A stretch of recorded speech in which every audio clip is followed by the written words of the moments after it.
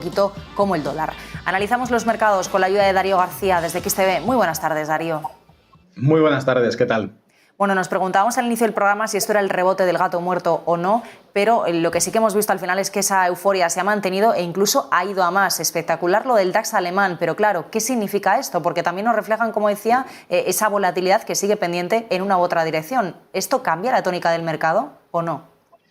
Pues en principio lo que hay que considerar es que estamos viendo un exceso de euforia, porque si tenemos en cuenta los aspectos ambientales del entorno de la inversión ahora mismo en estas últimas jornadas, realmente no hemos visto una resolución que implique que las bolsas tengan una justificación para subir a los niveles a los que lo están haciendo hoy. Lo único que hemos conocido relevante es que en este caso el presidente de Ucrania, Zelensky, está abierto a negociar, pero sin ceder absolutamente ninguna pizca de terreno soberano, en este caso de Ucrania. Única y exclusivamente cedería su situación al respecto de la neutralidad en su posición entre Rusia y Occidente al no formar parte o al indicar que no formaría parte ni de la OTAN ni de la Unión Europea, mientras Rusia, precisamente de las condiciones que ha puesto para sentarse a negociar, no está solo en que Ucrania cumpla con esa neutralidad, que es el único punto en común que hemos podido encontrar a nivel de inversión al respecto de las subidas que hemos tenido hoy, sino que al respecto de los terrenos que quieren considerarse independientes del Donbass en el este del país,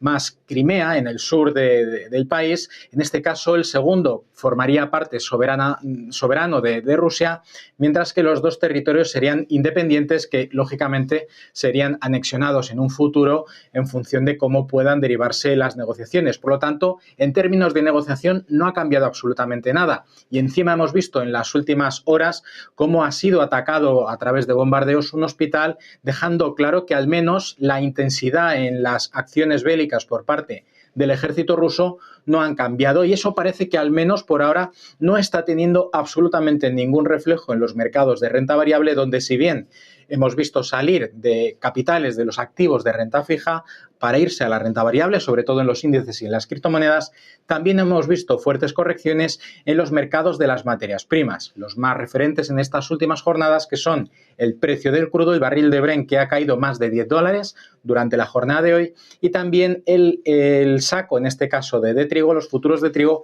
que están cayendo enormemente, mientras esperamos también que los futuros del níquel, que cotizan en la bolsa de Londres, vuelvan a cotizar.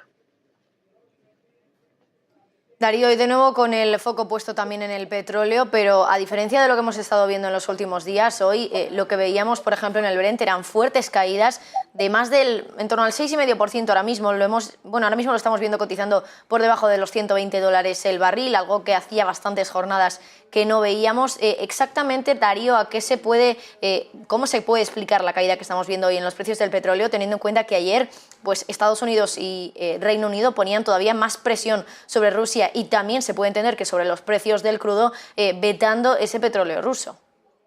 Pues porque ahora mismo la explicación es muy sencilla. En el más corto plazo lo que estamos viendo es que las materias primas están teniendo un comportamiento defensivo ante situaciones en principio peores de las que tenemos ahora mismo enfrente. Están teniendo además un comportamiento totalmente inverso al de la renta variable. Si hemos visto salir capitales de los activos de renta fija y por lo tanto de activos refugio también dentro del oro, y estamos viendo que en este caso los inversores que se han aprovechado de la circunstancia ante las perspectivas de una menor oferta por parte de Rusia de las sanciones que pueda en este caso contrarrestar el país para lógicamente penalizar aún más el negocio energético dentro de Europa, lo que estamos viendo son comportamientos básicamente contrapuestos, caídas en las materias primas, subidas en la renta variable. Tanto no está justificada, podríamos decir, las grandes subidas en la renta variable que estamos viendo hoy, como tampoco podríamos considerar relativamente justificadas las caídas que estamos viendo en estas materias primas. Pero también debemos preguntarnos si las subidas que hemos tenido durante prácticamente estas últimas 2 semanas también estaban justificadas. Darío, otro de los activos que está hoy subiendo mucho es el Bitcoin. Si miramos al mercado de las criptomonedas, estamos viendo también una racha alcista en las últimas 24 horas importante. En el punto de mira, la posibilidad, ¿no?, de que en Estados Unidos se anuncie hoy una orden ejecutiva para regular los criptoactivos, una decisión celebrada por la propia secretaria del Tesoro, Janet Yellen. ¿Qué te parece este rebote también?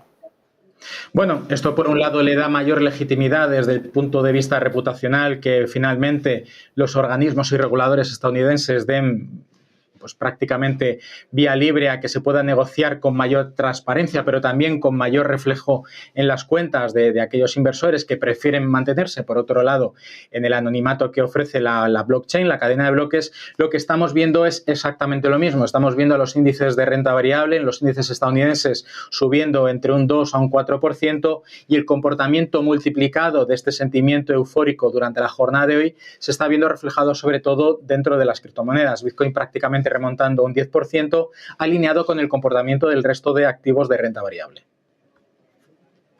Darío, mañana reunión del Banco Central Europeo, va a hablar Christine Lagarde en un momento muy convulso para los mercados financieros, y esto me recuerda que también hace 2 años, en la reunión de marzo pero de 2020, precisamente las palabras de Lagarde no fueron tomadas demasiado bien por parte del mercado y el IBEX 35 incluso llegó a caer un 14% en su peor caída de la historia. Yo no sé si mañana ocurrirá lo mismo. Lo cierto es que también hay volatilidad como la había en 2020, pero ¿qué es lo que puede hacer mañana los mercados financieros? ¿Qué palabras tendría que pronunciar Christine Lagarde para que los mercados se volvieran locos, por así decirlo?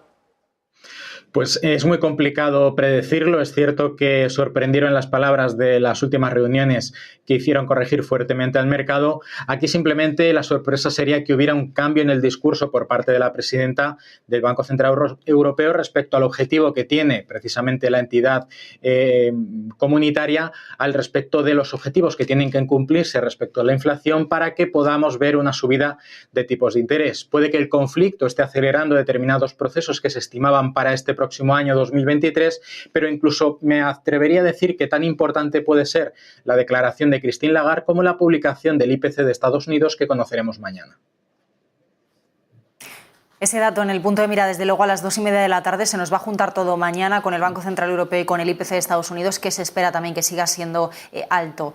Lo contaremos a partir de mañana. Darío, gracias. Hasta la próxima. Hasta la próxima. Buenas tardes.